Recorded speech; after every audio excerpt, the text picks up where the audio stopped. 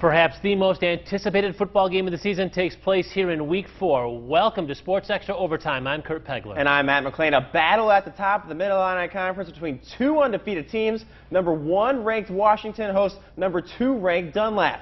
Last year, Dunlap beat Washington twice, once in the playoffs. Third play from scrimmage tonight. Washington, Sam Walter, short touchdown run. He had a 67-yard run on the previous play. It's 7-0 Panthers. Second Panther drive.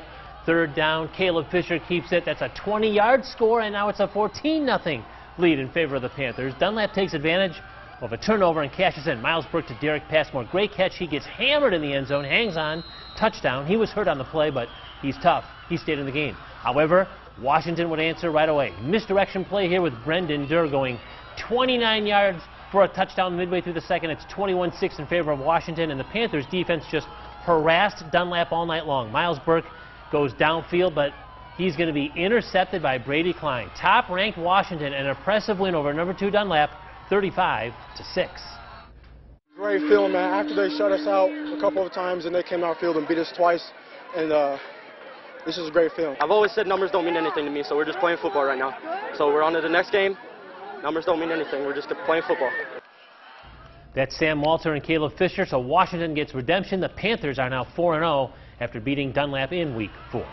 Elsewhere in the Mid-Illini Conference, Metamora and Morton also looking to remain undefeated and go to 4-0. That's right. Metamora would go 4-0 undefeated against Limestone if they get a win tonight. Metamora's Logan McClure is going to find a lane here, pick up a big gainer for the Redbirds as he gets past the secondary just short of the end zone. That drive ends as Kyle Bartman takes the handoff here and his way to the end zone for a touchdown as the Redbirds beat Limestone 56-7. Pekin hosts 3-0 Morton, and the Potters offense is just unstoppable tonight. This game was a barn burner, all offense, and it starts with Potters quarterback Nolan Donald, the QB keeper, and he's off to the races. It's a 70-yard scamper, giving Morton a 21-14 lead. Now later in the second, Pekin quarterback Nathan Riggy rolls out of the pocket, finds Connor Rush. That ties it at 21-all, but all Morton in the second half. Jarrett Kreider gets the ball here on the end around, gets to the outside, and that's all speed. Another 70-yard score as Morton beats Pekin. Canton and East Peoria meeting in Mid-Illini Conference play. Second quarter action. EP moves the ball downfield. Eli Bennett goes up the middle and into the end zone for the first Raiders touchdown of the game.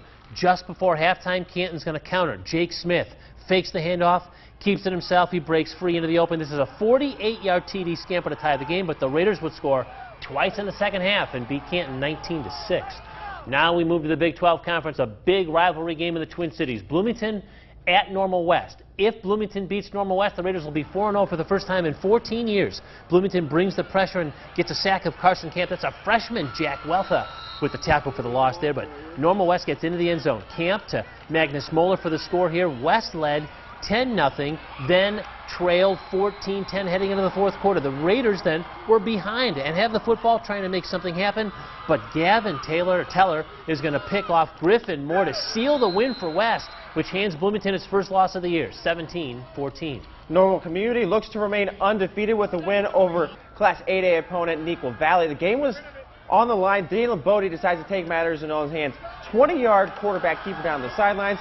And later in the drive, Bodie grabs a hold of a botched snap here. He's going to take it into the end zone. 30-yard pass to Connor Lay, but Neuqua Valley is going to mount a huge comeback. They convert a 2-point conversion with 24 seconds left to beat the Iron by 1. Longtime Peoria rivals, Peoria High and Manual facing off at the stadium. Peoria High quarterback Gabe Hernandez. It's coming into your living room. Kavion Mack makes the play. He caught it before he stepped out of bounds. Then it's Hernandez to Mack again. Screen pass. This is going to result in a touchdown.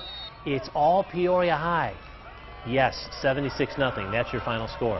How about another Peoria rivalry? This one, Richwoods playing host to Notre Dame in the Big 12 Conference. Richwoods' Jamon Moore is going to get the carry, shoots the gap. How about the stiff arm to the defender there? That's a 35-yard gainer for the first down. And a play for the Irish. How about on defense? John Killiam with the sack. Thomas Kelly on the far side scoops it up, and folks, he is gone. Takes it to the house with the defensive score. Notre Dame's a winner, 32-7.